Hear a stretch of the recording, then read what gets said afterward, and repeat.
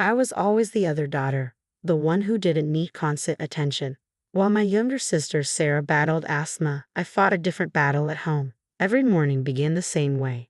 Mom rushing to Sarah's room to check her breathing while I got myself ready for school. "Sarah, honey, how are you feeling today? Let me check your temperature," she'd say, her voice dripping with concern. "Don't forget your inhaler. Do you want me to call Dr. Thompson?" I remember standing in the doorway, already dressed and ready for school, watching this daily ritual unfold. My lunch was always whatever I could throw together, usually just a sandwich and an apple. Sarah, on the other hand, got specially prepared meals with all her favorite foods. Dad wasn't much different. He worked extra hours to cover Sarah's medical bills, and when he was home, his focus was solely on her. "How's my little fighter doing?" he'd ask, completely bypassing me on his way to Sarah's room. This routine continued year after year while Sarah visited specialist after specialist. I learned to take care of myself. I did my homework without help, packed my own bags for school trips, and figured out how to handle teenage problems on my own. Mom never worked. She was too busy being Sarah's personal nurse and advocate. By my senior year of high school, I had perfect grades and a clear plan. I applied for scholarships behind my parents' backs. They were too preoccupied with Sarah's latest health scare to even think about college applications. The day I got my full scholarship letter, I ran home, eager to share the news. But when I found Mom in the kitchen preparing Sarah's allergen-free dinner, her response was as simple, "That's nice, dear. Could you set the table? Sarah needs to eat on schedule with her new medications." In that moment, everything became clear to me. I would never be the priority in this house, no matter what I achieved. But instead of letting that crush me, I let it fuel me. I didn't need their attention or approval. I had something better. I had my freedom. The day I left for college, Mom was too wrapped up in Sarah's latest health crisis to even say goodbye properly. Dad just handed me some cash and said, "Drive safe." College felt like a dream. I threw myself into my studies, made real friends for the first time, and graduated with honors. Afterward, Reynolds and Company hired me straight out of college, and suddenly I was earning more than I'd ever dreamed of. I hadn't heard much from my parents during college, just the occasional text from Mom asking if I was doing okay before immediately launching into updates about Sarah's health. But that all changed once I started working. 6 months into my job, I got the first call. "Erica, honey." Mom's voice was unusually sweet, a tone I'd never heard directed at me before. "Your father and I are in a bit of a tight spot. Sarah needs some new treatments, and with the medical bills." I cut her off. "How much do you need, Mom?" "Oh, just $2,000. We'll pay you back next month," she said. They never did pay me back, not for that loan, or the next one, or the one after that. But honestly, I didn't care. For the first time in my life, I felt like I had something they needed, and it gave me a strange sense of satisfaction. Then I met Mike. He made me laugh, always seeing the bright side. We dated for a year before he proposed in the break room, the ring hidden in a coffee cup. When we told my parents we were getting married, Mom's first response was, "Oh, but Sarah's having some health issues right now. We might not be able to contribute much." "We don't need anything," I said firmly. "We're handling it ourselves." And we did. We had a small, perfect wedding with just our closest friends. Mike and I paid for everything ourselves, took a modest honeymoon to the beach, and came back ready to build our life together. Within 2 years, we had enough for a down payment on a small apartment. 3 years later, it was paid off completely. "We should have a baby," Mike said one night as we sat on our balcony watching the sunset. I looked at him, this wonderful man who gave me everything I'd never had growing up: unconditional love, support, and a true partnership. "Yes," I said, "we should." Emily was born on a spring morning, perfect and healthy. Mike was the proudest dad, taking pictures of every little thing she did. When she was 2 months old, he got a big promotion at work. "Just one business trip," he told me, kissing Emily's forehead. 3 days in Chicago, then I'm all yours again. I drove him to the train station that morning. It was the last time I saw him. The call I received wasn't from Mike, it was from the railway company. There had been an accident. The train had derailed. There were no survivors. The weeks after Mike's death passed in a blur. I moved through my days like a ghost, just going through the motions of feeding Emily, changing her, trying to keep both of us alive while feeling half dead inside. The insurance company called with details about Mike's life insurance policy, but money wasn't what I needed most. I needed help. "Mom," I said over the phone, my voice cracking, "I can't do this alone. Could you help me with Emily? Just for a few months while I get back on my feet. I'll pay you whatever you want. There was a long pause. Oh, honey, Mom said, and for a moment, I felt a flicker of hope. But you know I'm not as young as I used to be. Taking care of a baby is so demanding. And with my blood pressure, I just can't risk my health. Maybe you could hire someone. You have the insurance money now, right? Her words hit me like a slap. I thought about all those years she devoted to Sarah's care, how she'd never worked because Sarah needed her constant attention. But now, when her other daughter needed her, when her granddaughter needed her, Mom wasn't there. Yeah, I said flatly, I'll figure something out. And I did. I found a wonderful nanny named Maria who loved Emily like her own. The insurance money allowed me to afford the best care for my daughter, and slowly, we settled into a new normal. Emily grew from a baby into a toddler, showing more of Mike's smile every day.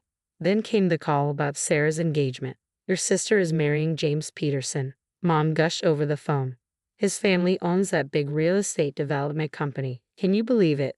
That's great, I said, watching Emily stack blocks on the living room floor. I was happy for Sarah, but the next call wasn't quite as joyful. Dad sounded stressed. Erica, we need to talk about Sarah's wedding, he said, his voice tight. We're taking out a loan using the house as collateral. When he told me the amount, I felt sick. Dad, no, I protested. That's your house, your retirement security. You can't risk that for one day. Now listen here, he snapped, his tone sharpening into that familiar sternness I remember from childhood.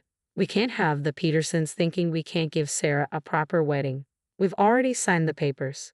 I tried to reason with him, offering to help pay for a more modest celebration, but Mom was offended. You don't understand, Erica, she said, her voice soft but insistent. This is Sarah's big day. She deserves her dream wedding. We can't have her future in-laws thinking we're common. I thought about my own wedding, small, modest, and perfect. Mike and I had paid for everything ourselves, proudly starting our life together without debt. But of course Sarah needed something grander. Her wedding was exactly what you'd expect, extravagant, over the top, and according to Mom, absolutely perfect. Then Sarah moved away with James to Boston, and suddenly, my parents' perfect daughter wasn't so perfect anymore.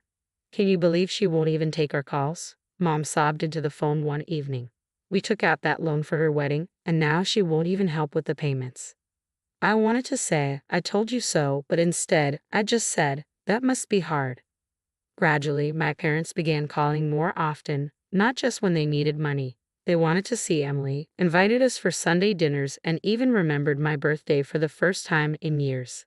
It felt nice, like maybe we could finally be a real family again. I started helping them out, paying bills here and there, buying groceries for Dad and Mom.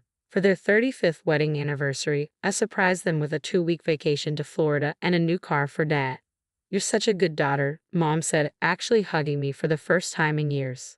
Then Dad got sick, really sick. Something with his heart kept him out of work for months. One evening, they asked me to come over after Emily's bedtime. We're going to lose the house, Dad said, his voice weak. The loan payments without my salary. Mom was crying. We don't know what to do, Erica. We're already behind. Move in with us, Mom suggested, her voice full of desperation. You could help with Emily after school, and you could help with the loan payments. Please, sweetheart, we don't want to lose our home. I thought about my apartment, the independence I had built for myself and Emily, and the life I had worked so hard for. I don't know, Mom, I hesitated. It's an hour commute to work from here. Please, Dad said, and I saw real fear in his eyes. We'll make it work. Emily would love having her grandparents around. They were right about that part. When I told Emily we might move in with Grandma and Grandpa, her whole face lit up. Within a month, we were moved in. I found good tenants for my apartment. A young couple with steady jobs who signed a year-long lease. Emily was overjoyed, running around the house exploring every corner like it was a magical castle. I took over the loan payments and most of the household expenses. Mom seemed to transform overnight into the grandmother she'd never been before, picking Emily up from school, helping her with homework, making her favorite snacks. Look what Grandma made for you, she'd say, pulling fresh cookies from the oven. Emily would beam, and I'd try not to remember all the times I'd come home to an empty kitchen as a child. For a while, everything seemed to work. Dad's health improved, though slowly. I adjusted to the long commute, telling myself it was worth it to see Emily so happy. Every month when I made the loan payment, I reminded myself that I was helping my parents keep their home. But there was always this nagging feeling at the back of my mind, a voice that whispered, "How long can this last? When will the other shoe drop?" After Dad returned to work, I noticed Mom started making excuses about watching Emily. "My back hurts today, Erica," she'd say. "I'm not as young as I used to be. It's so exhausting keeping up with a child her age." Finally, one morning, she just came out with it. "I think you should hire a nanny," she said. "I can't handle this anymore." So, I hired Karen, a sweet older lady who clicked with Emily immediately. Every morning, I'd leave for my hour-long commute, wondering why I was still living in my parents' house when I had a perfectly good apartment across town. But every time I mentioned moving back, Mom would bake her famous apple pie, the one Emily loved, and say, "Oh, but we love having you both here. Don't we live so well together?" Emily would beam, her face covered in apple filling, and I'd push down my frustration for another month. This went on for 2 years. Then one evening, Mom and Dad sat me down after Emily went to bed. "Honey," Mom started, her eyes already welling up, "we still have 2 years left on Sarah's wedding loan." Dad jumped in. "We know it's a lot to ask, but could you stay until it's paid off? We're so close to being free of it." I thought about the exhausting commute, the way my life had been put on hold. But then I thought about Emily's happy face when she talked about living with her grandparents. "Okay," I said, finally. "One more year." I called my tenants to extend their lease, and then came the day that changed everything. After another long day at work, I walked up to the house, only to be met by Sarah standing in the doorway, her very pregnant belly prominent. "Move away from the door, Sarah," I said.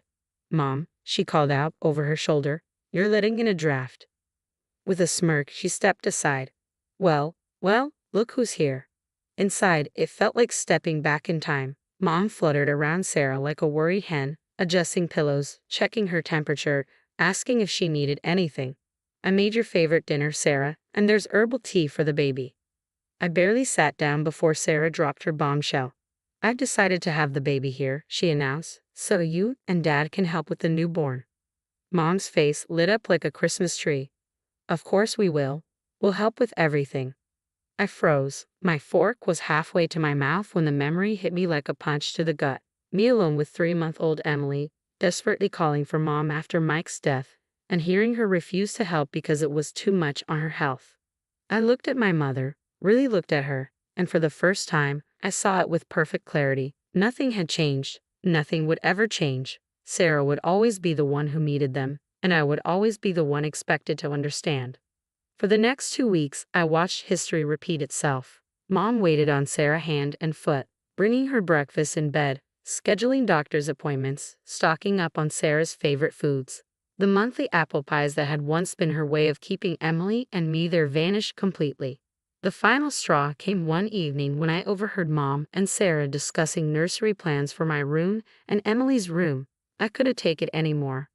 I walked into the living room where they were all gathered. "So that's it?" I said, voice shaking with fury. "You're just going to pretend the last few years never happened? That Sarah didn't abandon you with a massive loan that I've been helping pay?" Sarah rolled her eyes. "Oh, here we go," shrieked Erica to the rescue.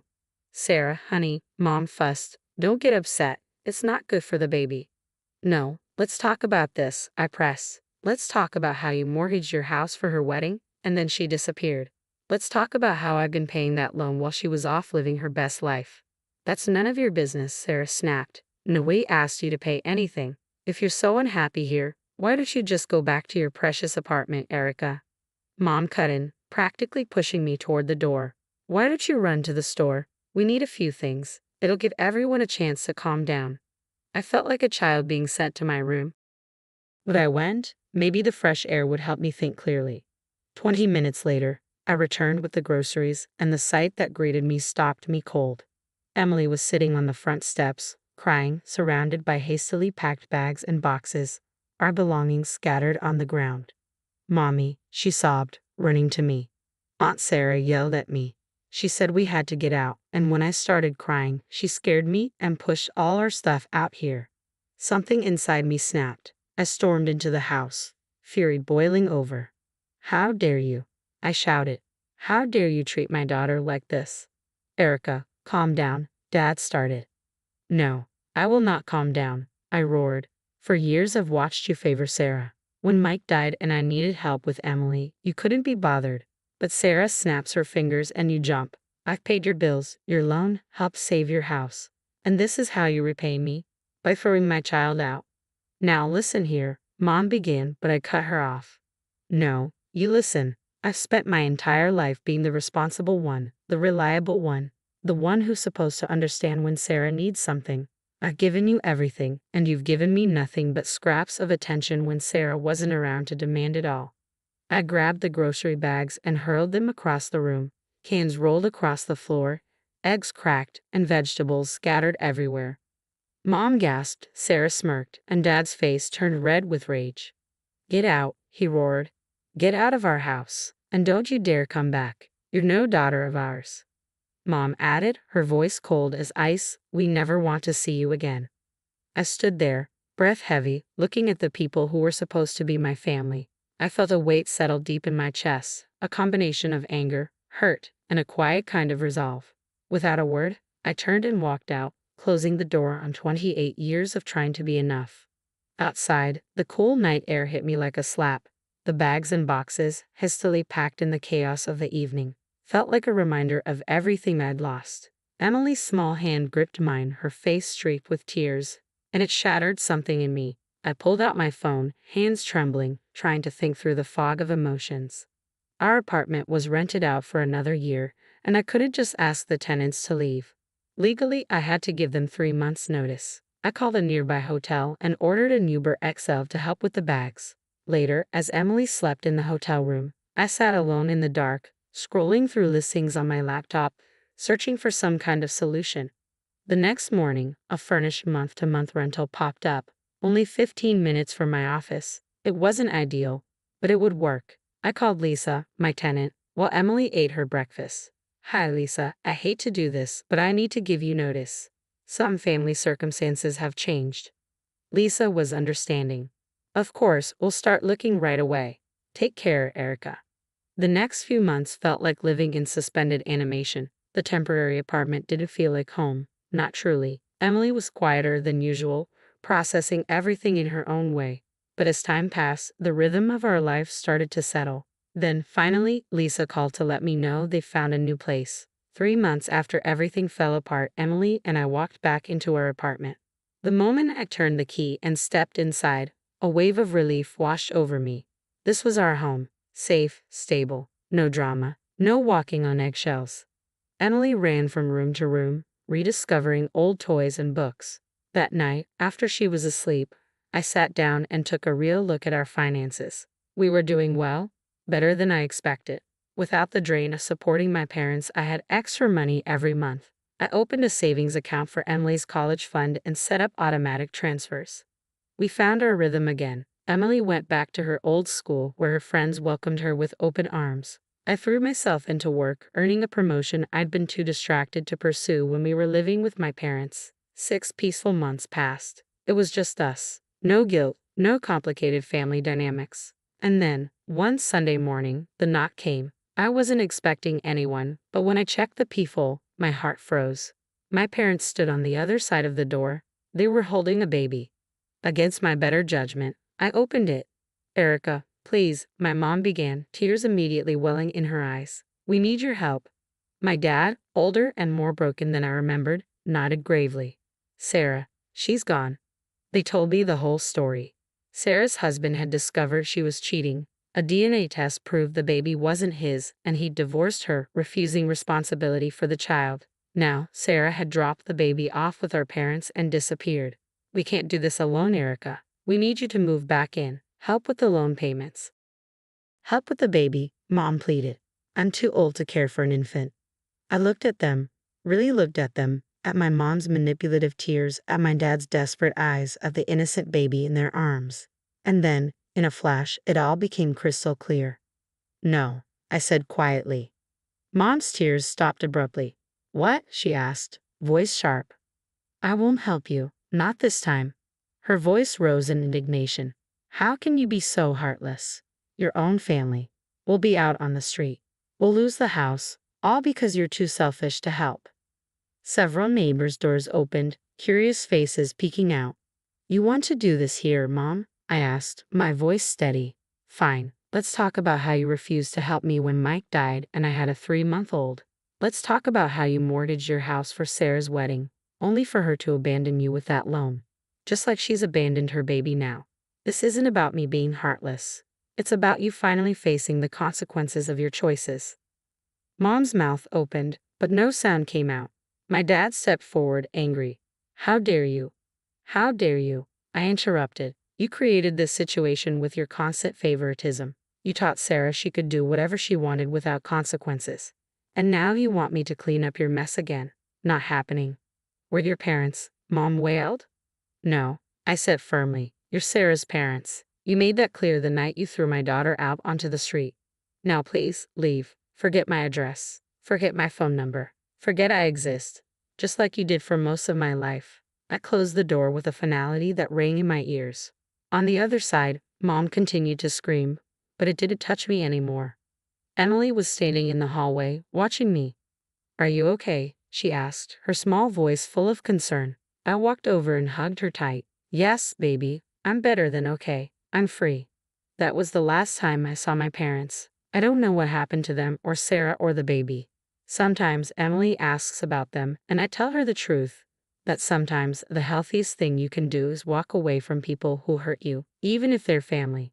These days, life is good. Emily is thriving at school. I love my job, and we're building the kind of life I've always dreamed of, one based on real love, not obligation or manipulation. Late at night, sometimes I look at old family photos, and a twinge of sadness hits me for what could have been. But then I look at Emily growing strong and secure, knowing she's loved unconditionally. And I know I made the right choice.